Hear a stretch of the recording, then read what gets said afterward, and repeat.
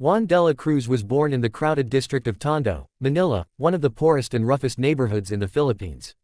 The air was always thick with the smell of smoke and the noise of tricycles, vendors shouting, and children playing barefoot in the narrow streets. Juan lived with his mother, Rosa, in a tiny shanty made of rusted tin and old wood. His father, a construction worker, had left when Juan was only 6 years old. Since then, it had just been the two of them, a mother and son fighting to survive one day at a time. Every morning, Rosa woke before sunrise to sell vegetables in the wet market, while Juan helped by collecting empty bottles and scrap metal to sell. But despite the hardship, Juan had something that no poverty could take away: his voice. Ever since he was little, Juan loved to sing. He sang while washing dishes, he sang while helping his mother, and sometimes, he sang just to forget that they had nothing to eat.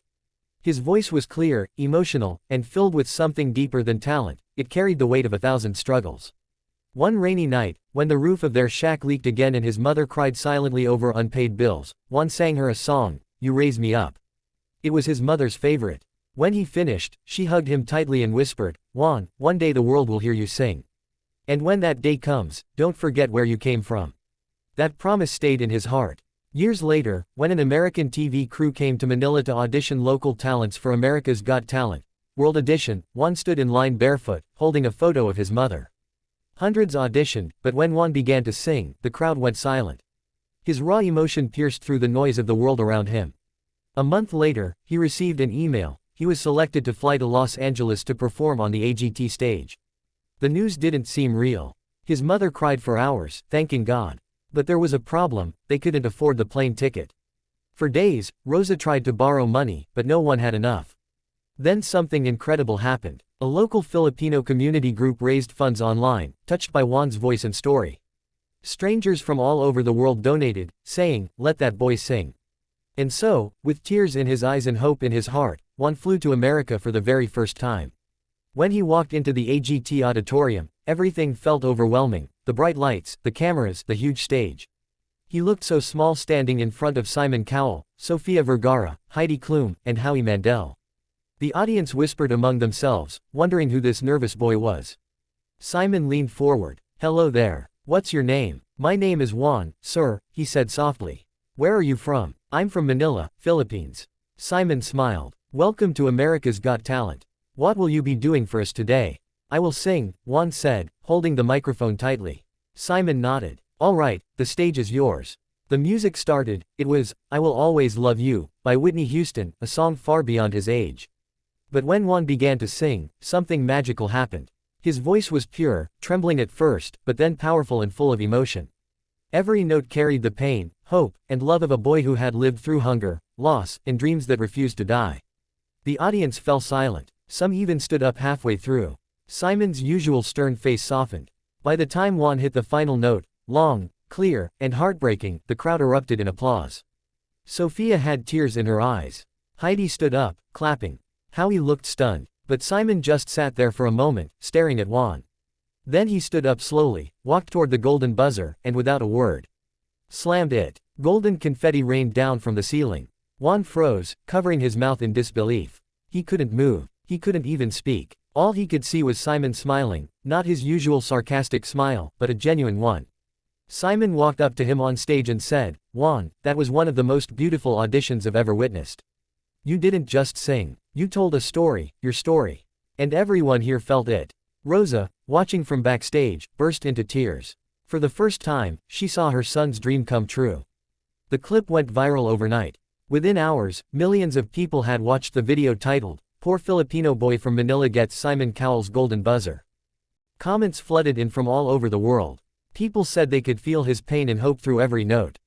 Some wrote that his performance reminded them of their own struggles. Juan became an instant sensation.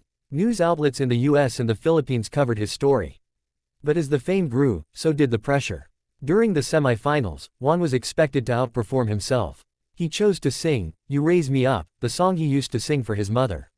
The night before the performance, he received devastating news. His mother had collapsed due to exhaustion and was in the hospital. He wanted to go home, but Rosa sent him a message through video. "My son, don't come back yet. Sing for me. That stage is your destiny." On the day of the semi-finals, Juan walked onto the stage with tears in his eyes. When the lights dimmed and the music began, his voice cracked at first. But then he looked up, as if singing straight to heaven, and poured every emotion into the song. By the final note, the entire auditorium was on its feet. Simon's eyes glistened. Sophia was crying openly. The performance became one of the most emotional moments in AGT history. Backstage, the producers told him that his mother had just watched the performance live from her hospital bed. She smiled, proud and at peace. But life wasn't done testing him yet. Just 2 days before the grand finale, Rosa passed away. Juan was shattered. He locked himself in his dressing room and refused to rehearse. He wanted to quit. Then Simon Cowell came to visit him privately. He sat down beside him and said, "Juan, I lost my mother too. I know the pain never goes away. But you have something special, you can turn your pain into something beautiful.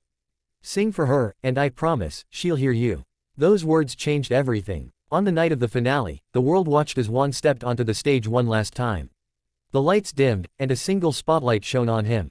He sang an original song he had written himself, "For You, Mama." The lyrics spoke of love, sacrifice, and gratitude. It was a goodbye, but also a thank you. By the final chorus, there wasn't a dry eye in the room.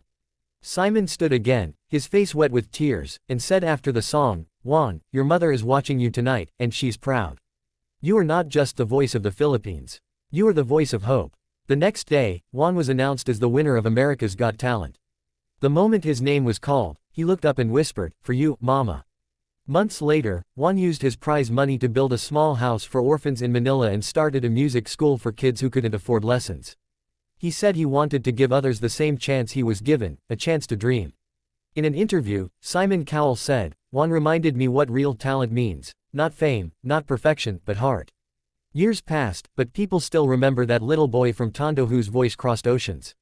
His story became a symbol of resilience and faith. Whenever life got hard, people played his audition and felt hope. Again, Juan never forgot where he came from. Every Christmas, he returned to Manila, standing in the same narrow streets where he once sang barefoot, giving food and gifts to children who reminded him of himself. And every time he sang, he still imagined his mother sitting in the front row, smiling, whispering, "Sing for me, Juan." Because in the end, that's what it was always about, not fame, not fortune, but love.